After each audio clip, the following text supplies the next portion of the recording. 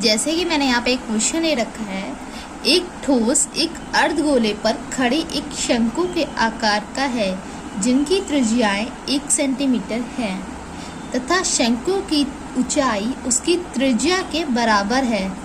इस ठोस का आयतन पाई के पदों में ज्ञात कीजिए।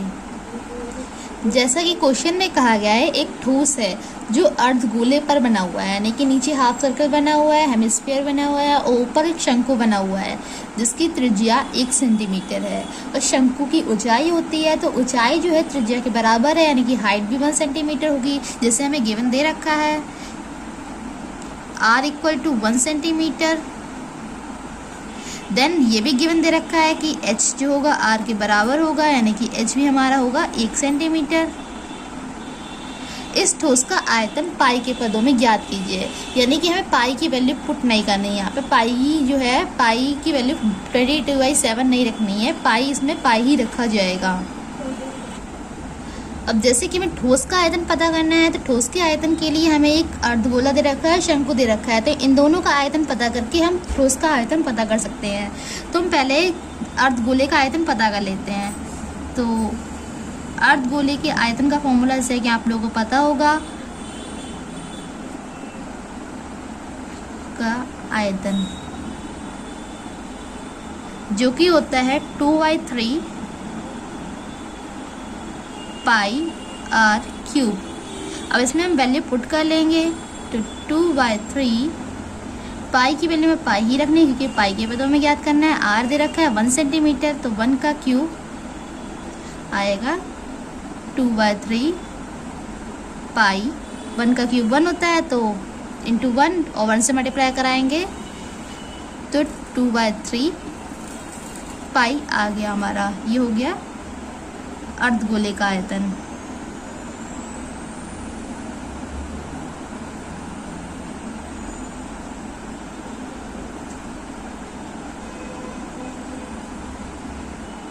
अब जैसे ये हमें कहा गया है, क्वेश्चन में एक शंकु भी दे रखा है, तो शंकु के लिए हमें क्या करना है, तो शंकु का आयतन में निकालना पड़ेगा।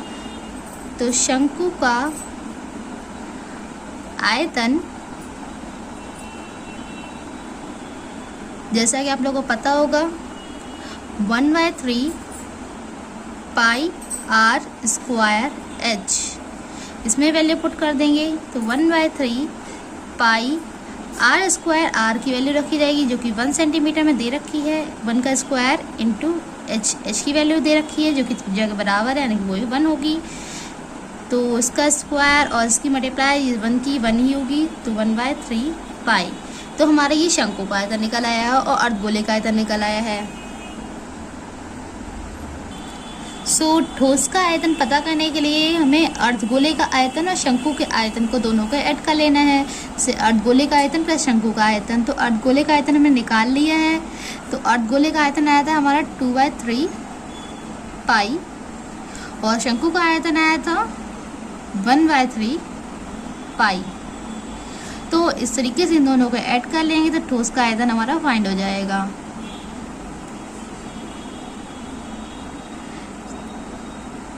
क्योंकि ये ठोस जो था हमारा शंकु और अर्धगोले दोनों से बना हुआ था, दोनों का आयतन इसमें पता होना चाहिए, तो इन दोनों को जोड़ के हमें ठोस का आयतन पता चल जाएगा।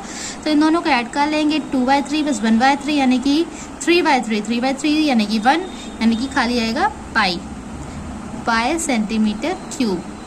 तो ठोस का आयतन हमारा फाइनल आ गया पाई सेंटीमीटर क्यूब, और हमें पाई के पदों में ही लाना था, तो ये पाई आया है, यानी कि पाई सेंटीमीटर क्यूब जो होगा हमारा ठोस का आयतन हो जाएगा।